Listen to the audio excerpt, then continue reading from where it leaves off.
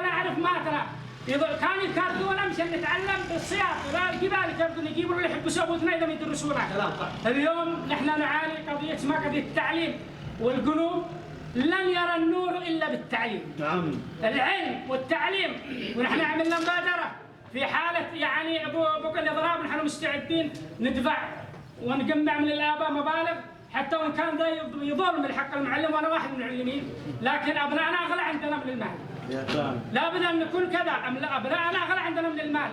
انا قالوا لي تعال سجل العمالقه، قلت لهم انا احب اني اربي جيل افضل من الاجيال، افضل من الاموال.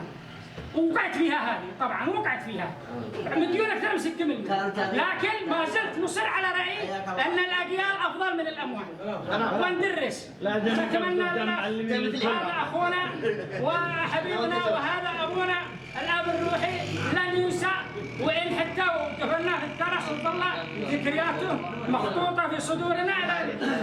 والاخ عماد كذلك بنى، وهذه الاجيال ستاتي هي من ستكتب عنكم. اتركوا الناس، واحد يكتب عليك واحد يكتب ضدك، تمام، لكن عرف انه غدا لك اكثر مما هو عليه. اتمنى لكم ان شاء الله توفيق والنجاح.